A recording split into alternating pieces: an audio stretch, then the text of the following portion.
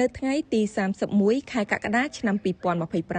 ឯកឧត្តមចៃបរិនរដ្ឋមន្ត្រីក្រសួងធម្មការនិងសាសនានិងលោកជំទាវសូភត្រាចៃបរិនសម្ដេចព្រះមហាសុមេធាធិបតីគតិបណ្ឌិតអំលឹមហេងសម្ដេចព្រះសង្ឃនាយកគណៈមហានិកាយនៃព្រះរាជាណាចក្រកម្ពុជាសម្ដេចសង្ឃព្រះមន្ត្រីសង្ឃគ្រប់ឋានានុក្រមឯកឧត្តមលោកជំទាវថ្នាក់ដឹកនាំក្រសួងធម្មការនិងសាសនាឯកឧត្តមមានច័ន្ទយដាអភិបាលនៃគណៈអភិបាលខេត្តឧត្តរមានជ័យយាងនិមន្តនឹងអញ្ជើញជួបសំណេះសំណាលសួរសុខទុក្ខនិងប្រគល់អំណោយជូនជនភៀសសឹកនៅព្រំដែនកម្ពុជាថៃខេត្តឧត្តរមានជ័យសម្ដេចព្រះមហាសុមេធាធិបតីគតិបណ្ឌិតអំលឹមហេងសម្ដេចព្រះសង្ឃនាយកគណៈមហានិកាយមានព្រះរាជបន្ទូលសួរសុខទុក្ខក្នុងព្រះរាជហឫទ័យព្រួយបារម្ភចំពោះសុខទុក្ខប្រជាពលរដ្ឋភៀសសឹកទាំងអស់និងបានមានព្រះរាជបន្ទូលផ្ដាំផ្ញើថា 1. សូមពុទ្ធបរិស័ទជឿទុកចិត្តលើរាជរដ្ឋាភិបាល 2. សូមមានភាពនឹងណកុំតក់ស្លុតផិតភ័យ 3. សូមថែរក្សាសុខភាពហូបស្អាតផឹកស្អាតនិងមានអនាម័យឯកឧត្តមរដ្ឋមន្ត្រីចៃបរិនបានពំនាំនៅការផ្ដាំផ្ញើសួរសុខទុក្ខពីសំណាក់សម្ដេចអគ្គមហាសេនាបតីតេជោហ៊ុនសែនប្រធានព្រឹទ្ធសភាសម្ដេចគតិប្រិទ្ធបណ្ឌិតបូរនីហ៊ុនសែនសម្ដេចមហាបវរធិបតីហ៊ុនម៉ាណែតនាយករដ្ឋមន្ត្រីនៃព្រះរាជាណាចក្រកម្ពុជានិងលោកជំទាវបណ្ឌិតពេជ្រច័ន្ទមុនីហ៊ុនម៉ាណែតជូនបងប្អូនជនភៀសសឹកទាំងអស់ដោយក្តីនឹករលឹក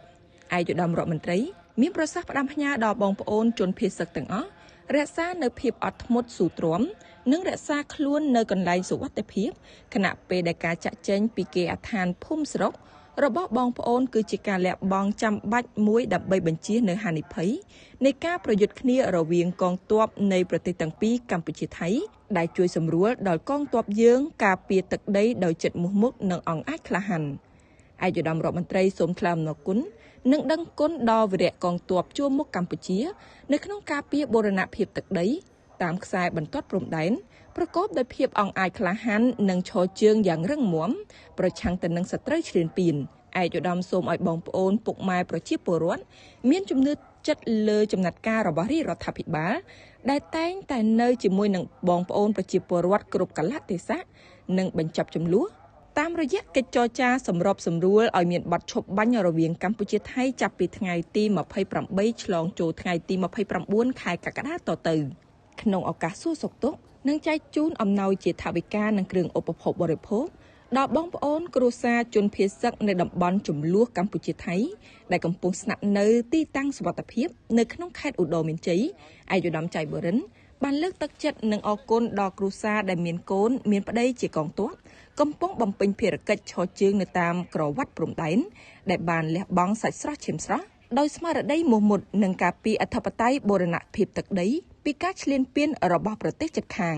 យើងទាំងអស់គ្នាចាំគាំទ្រកងទ័ពដ៏អង្អាចក្លាហានរបស់យើងនៅក្នុងបុព្វហេតុការពារអធិបតេយ្យភាពបូរណភាពទឹកដី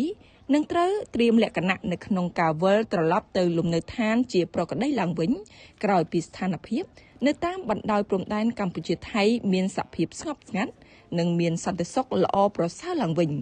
តមកនៅថ្ងៃដដែលនេះដែរឯកឧត្តមចៃបរិននិងលោកជំទាវបានបន្តអញ្ជើញអមព្រះរាជដំណើរ